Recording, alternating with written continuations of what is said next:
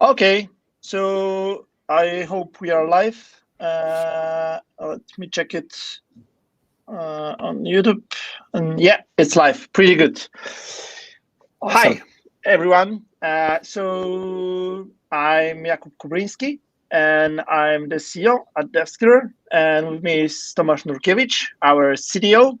And we will talk today about how to interview people who are more skilled than you. So what can you do or what should you do just to like interview people that in the areas or in the fields that you are not an expert. So let's say that I want to hire someone who will be responsible for the marketing, where I'm not a marketing expert, or maybe I don't know, Java performance engineer when I'm not a Java performance expert, etc. So yeah, Tomek, what do you think? Do you have any experience in this area, or you are so skilled that you are not hiring anyone who is less skilled than you because there are no less skilled people or more Yeah, skilled? Sorry, that, sorry. that, that was our inside joke that I don't have much experience with hiring people who are better than me. But yeah, that was definitely a joke. So but before we start, actually, how did we come up with this question, and how are we coming up with the themes of these lives? Basically, these are questions that you asked us during our previous webinar, or these are questions that you come up with during our live meetings. So feel free to fill in more questions, and then we're gonna have this chat with you as well, with things that are concerning you. So coming back to our topic, so how do you hire people who are more skilled than you? And essentially this means that you're not capable enough to interview such people. So there are a couple of approaches. The most straightforward one is to find someone who is skilled enough to interview these people. That sounds like very nonsensical because you are actually trying to find such a person.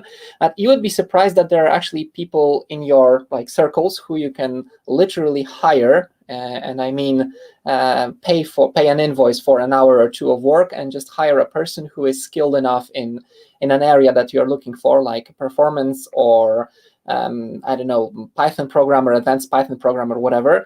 Just find such a person and let that person join you during a meeting. This is the simplest and the most straightforward thing to do. Obviously, you need to have someone like that in your circles, or you can just find a freelancer, because surprisingly, there are actually people who are available for hire for just a few hours. Just remember to mention that this is the person that's an outsider in the company, and it's not one of your employees, because that will make things much clearer. Did you ever come across such a situation, or do you think that it doesn't make any sense? I did. So like basically, especially if I'm like trying to hire someone outside of technology, I unfortunately need to hire people like to sales, for example, or something. Is when I'm not an expert about sales. So I'm using some external headhunters here. So a person who is not like only a recruiter, but is also like expert in the field, and it's someone who can like judge the candidate knowledge. And of course then I like ask some kind of a friend or advisor that we have just to verify the candidate. Even for more senior positions, we use an external consultant to just verify the soft skills of the candidate, someone who is like far more experienced than I regarding like assessing the soft skills. So yeah, I think that's the very good idea. Just to be clear, I'm not talking about hiring like an agency which is sourcing candidates from all over the world and then just passing you CVs. I'm talking about a real expert that knows the stuff. So just hiring a person for 1 or 2 hours, right? That's what I'm saying. That for example, for some areas that are very new for me, instead of like a giant agency, I hire a headhunter. So a person who is like an expert sales executive and is like also for a part of the job like hiring people. that's the part of the job, and that works pretty good. What's hard, I think, is when you have really a lot of candidates, and of course, like you can use tools like Devster to source them and to find the best ones, and that's what you can do, because like if you will have like 40 candidates, it's hard to then like ask a friend or someone to spend like 80 hours on recruitment. So when I run into such situation, then I try to do two things. First thing is that I try to learn a little bit about the topic I'm diving into. So if it will be like Java performance tuning, I will try to understand or learn at least one subject or one topic around this area, and then I ask the person not to answer one question, because this person is of course more skilled than me, but I will ask this person to basically like explain me with details and going very deep this particular topic. And then based on how the candidate is answering, you can judge if the candidate knows something about the area, if the candidate understand what's happening. And another topic that we can discuss, Tomek, is like how, for example, you can use the Dunning-Krieger effect during the interview. So the effect that is telling you that the best candidates are underestimating their skills, and poor candidates are overestimating the skills. So based on a few simple rhetorical questions and some questions that allows you to like position the candidate across this line of or axis of expertise, you can judge such things. So then I of course ask the person to explain me, and if I see that the candidate is going very deep with explaining me what's happening, is talking about some internals, etc., I'm pretty sure that the candidate knows what he or she is talking about. So that's something that allows me to like partially verify the candidate across this area. But also, what's I think pretty important is that it comes very rarely, especially in the technical industry, that there is totally no overlap with the candidate at all. So if you're looking for, I don't know, database engineer, if you're looking for database performance expert or something like this, there is probably still more than a half overlap between your skills and the skills of the candidate. And then do you think that, Tomek, we can just like use like the verification of the skills that we have in common to assess the other one? So if someone is studying, I'm an expert in Java and in performance tuning, then I can try to estimate the knowledge of this person across the performance tuning, and then I use like just the verification of the Java knowledge to judge the second part as well. What do you think about it? Well, I believe you are like greatly extrapolating the knowledge of the candidate based on that, because the candidate might just not be lucky, and maybe he knows like 99% of the knowledge about this particular topic, and you're asking about the remaining 1%. It's still possible. So just make sure that you're not basing your judgment on this tiny particular topic that you are personally aware of. But most of the time, this can possibly work. And just to remind you, the idea is that most likely you do have some deeper knowledge, at least in a fraction of the part that the candidate knows. But even if you don't, and even if you're not prepared, or maybe you are like from the completely different area of expertise, as you mentioned, you're looking for salespeople or marketing people, just ask them to explain some concept that you've heard about, or maybe you read a Wikipedia article, but you didn't like understand everything. So explain something from the marketing. What is a, I don't know, Facebook tracking pixel, and what is it used for?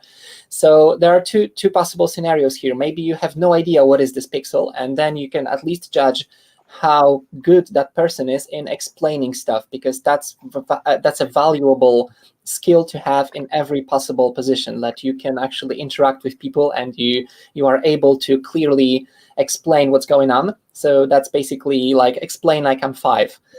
Try to explain this really hard topic in a reasonable way. So that's one thing. Or maybe you're just pretending that you don't know what this coming back to an example, Facebook tracking pixel is. So you're just pretending that you don't have this knowledge, but still you're asking the candidate, please give me a very brief, concise explanation what it is, and then you know whether the candidate knows this topic inside out, and it's not like lying to you or just coming up with knowledge that's not. But do you think that you should have this knowledge, or you can just ask the candidate just to explain that? Because what I'm afraid of is if the candidate is good at explaining things and basically lying, then the candidate can explain very deeply to you something that is not true, and then this person will look like he or she knows what he's talking about, but it's not exactly true.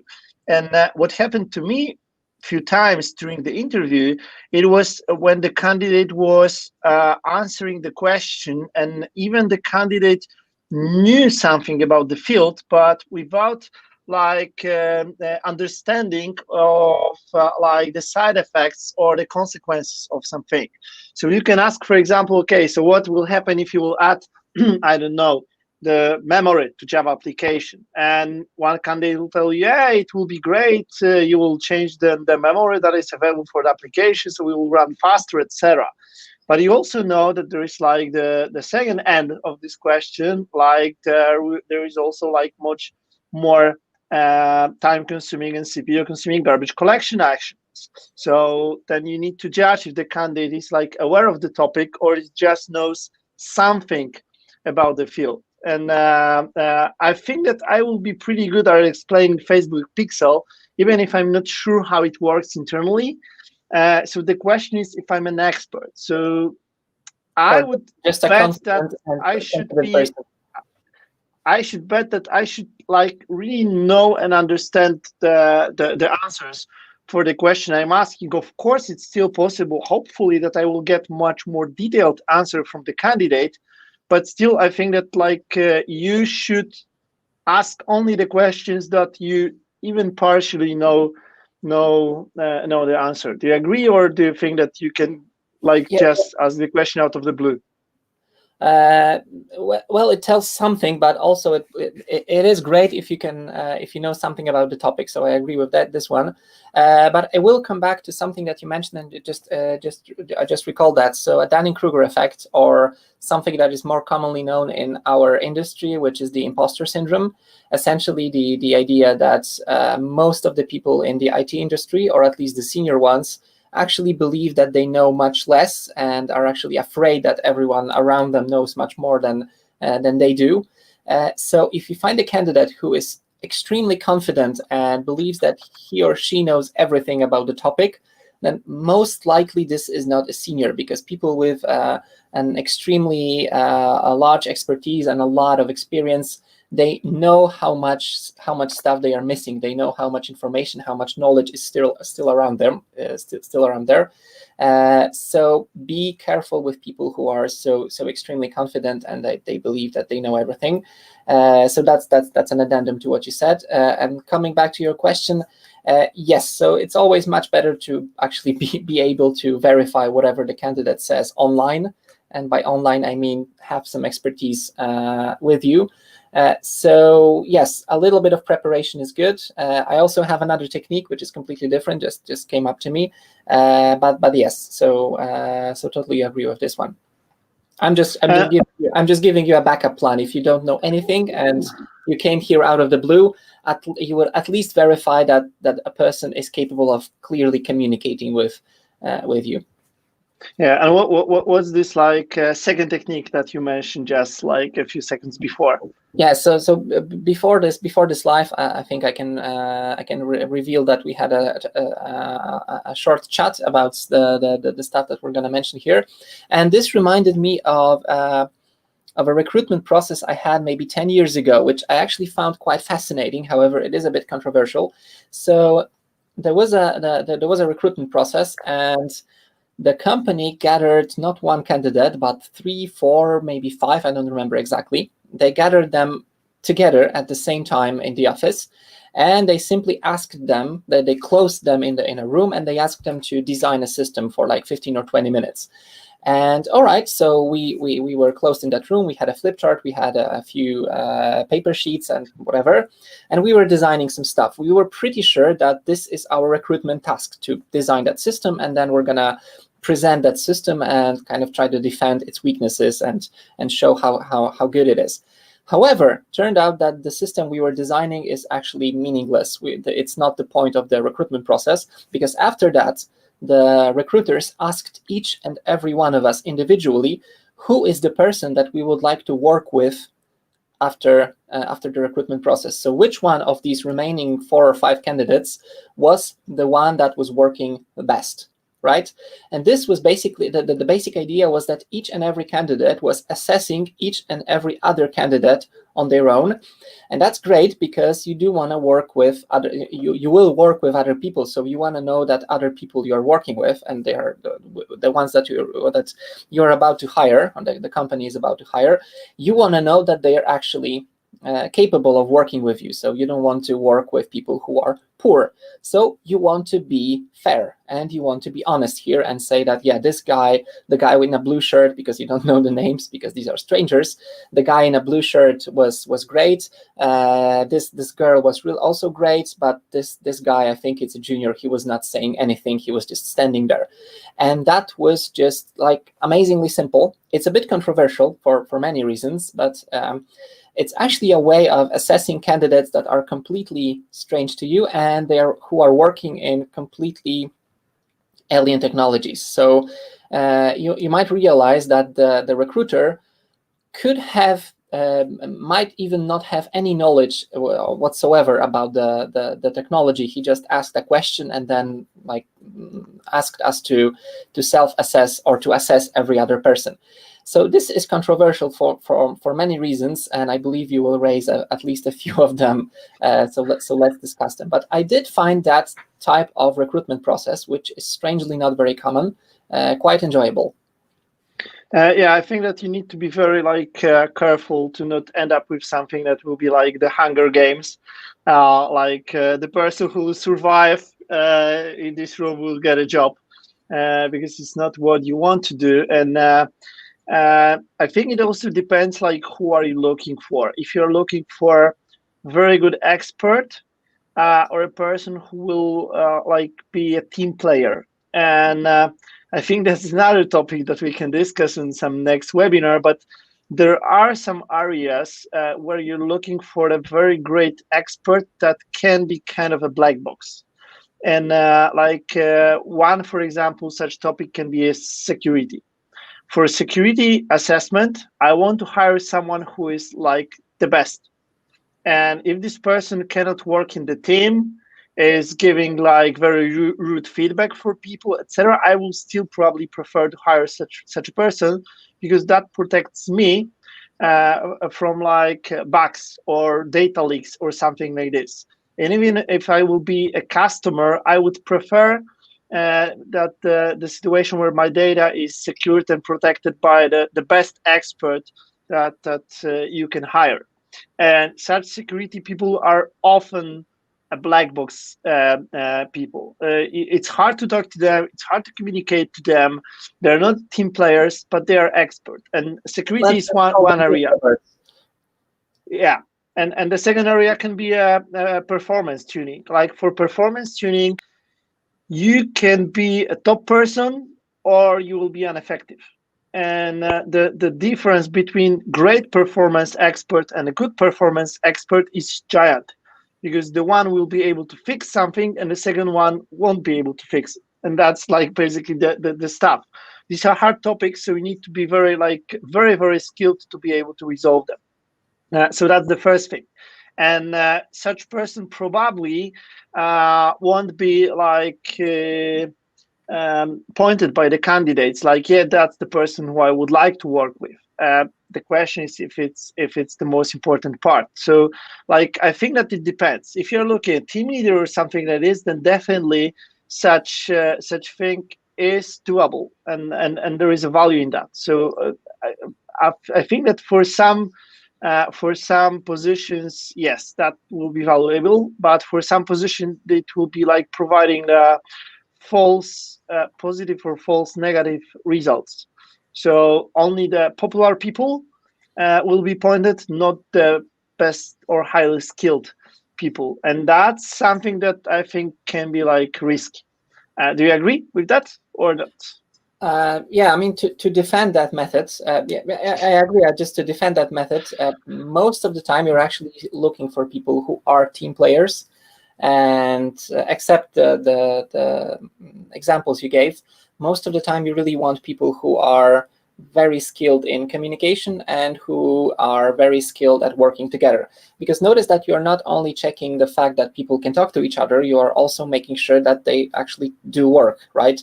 You will never give you will never assess positively someone who was like very funny but didn't do any work. It's not about It happens in corporations. all right, but it's a group of strangers, right? So you want to be honest, because why wouldn't you, right?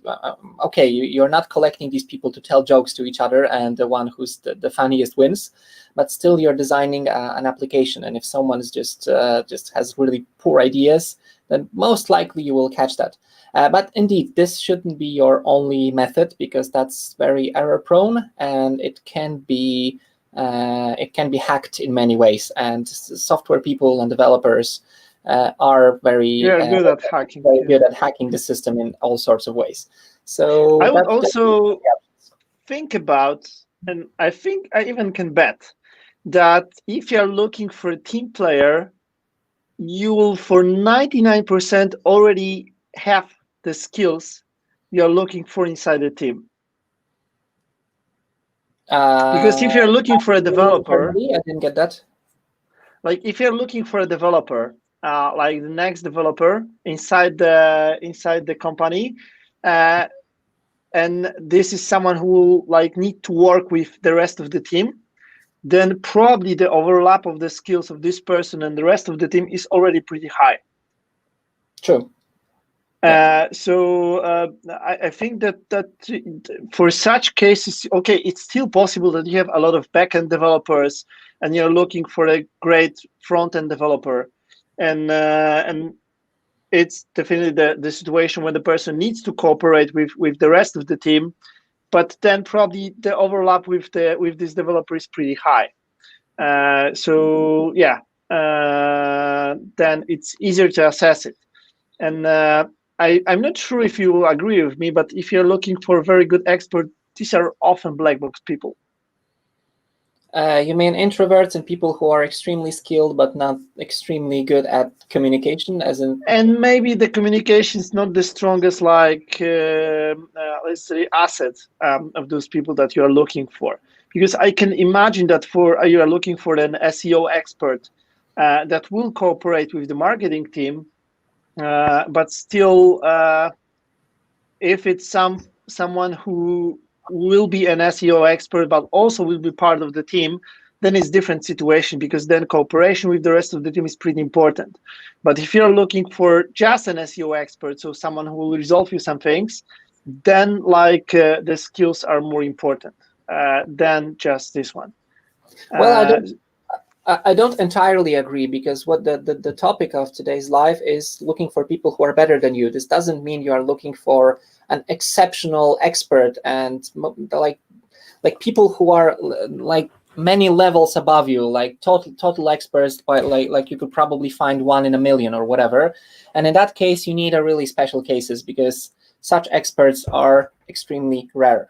However, people better than you also might mean like senior developers or team leaders or architects or whatever, and these are fairly common. And in these cases, being able to communicate is one of their hardcore skills that they need to have. So if you're looking for someone who is like insanely rare on the market, who is like an expert in optimizing COBOL mainframes built before 1960 or whatever, if that makes sense. Then if you're looking for such a person, then and if there's such a candidate, you'll probably get anyone from the market, no matter how he communicates or she or whatever. But if you're just looking for people who are very good, who are like a little bit better than you, then that's one of the things that they are supposed to know. The communication part is one of the skills that they need to have. And of course, you need to test like hardcore skills. And for testing hardcore skills, we already mentioned a few approaches like hiring someone for a few hours to just verify that. Yeah. Or I don't know. So let's try to sum up this one. So the first thing is that you need to know and understand if you're looking someone who is just better than you. So you are good Java developer and you are looking for an expert Java developer, or you're looking for someone around the area that you are not an expert at all, or you are unskilled at all. So you need to hire an SEO expert, and I have no idea about the SEO. Or I need to hire someone for managing the sales force, and I have no idea how to manage the sales force at all. So these are the two different like ways. And the first one is like if I'm looking for someone who is like around my skill set, then what you will suggest, Tomek, as a like let's say 3 techniques from the best one to the like the less awesome. All right, so wrapping up, the best thing you can do is learn a little bit about the things that the candidate you're looking for is an expert. So obviously he's an expert, he or she is an expert in a very broad topic, so just learn a little bit of it, just so you understand, and that's how the candidate will be able to explain something, and you can at least verify that this works. So that's the best approach you could have. The second one is that if you're totally incapable of preparing in such a way, at least ask a given person to explain some topic in a clean and concise way. Basically explain like I'm 5, right? So something that you're not an expert, but you want to be. And this way you're somewhat assessing the skill and knowledge, but mostly you're just making sure a person is able to concisely communicate and express the ideas freely.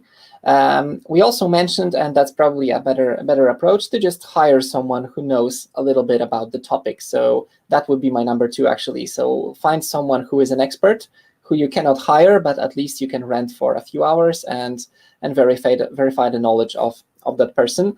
And that's also a good approach. So yeah, I would say these are the 3 techniques. Okay, and do you think that there is any difference between like hiring someone who is just better than you at your area of expertise and the person who is like totally outside of your scope? If someone is totally from a different like background, knowledge, or whatever, so you are a marketing person, well, let's say you're a marketing person and for some reason you are hiring an accountant or whatever, then in that case I wouldn't trust my gut feeling almost at all, because well, we cannot talk on the same level. Basically, there's no level. I mean, we can do a small talk. We can chat about things about the company and just see whether the person is not rude or whatever. However, you will definitely need some helping hand for just making sure that the person is not like talking nonsense or have any level of expertise, because you cannot trust documents or you cannot trust whatever the person is saying, like CV or whatever, because you already have them in front of you. So well, you can put anything on paper you want. You do want to like drill a little bit into the person's knowledge. So you will need a helping hand, in my opinion, and there's no way working around that. And this can be a remote person that you will just rent for a few hours or whatever. It shouldn't be that hard, and you will save a lot of money by just investing a few bucks of renting such a person. Yeah, I see you got that idea. You can trust your knowledge, but the probability that you will fail is pretty high. So I can right now try to hire an accountant just by learning a little bit about accounting, but still like the possibility that someone is missing something very important and I'm missing something very important is pretty high. So you can judge the person based on your like fast learning skills, but it's not the best option because it's pretty risky, and the cost of a bad hire, for example, in IT, it's I think around $90,000, $90,000 due to disruption, productivity loss, like recruitment costs, etc. So it's a lot. So it's better to hire perfectly always. And I think that's the good catch up. So thank you very much for joining us. We are pretty good. It's just a little bit less than 30 minutes. So thank you very much for joining us, and see you next Friday. Thursday, because we want to do it cyclic every Thursday, 4:30 Central Europe time, 2:30 UTC, and 10:30 a.m. Eastern, I think. Wow, that's you're the plan. time zones. Yeah, that's the good one. Okay, thank you very much. Have a nice day. Bye-bye. Thanks, Kuba. Bye.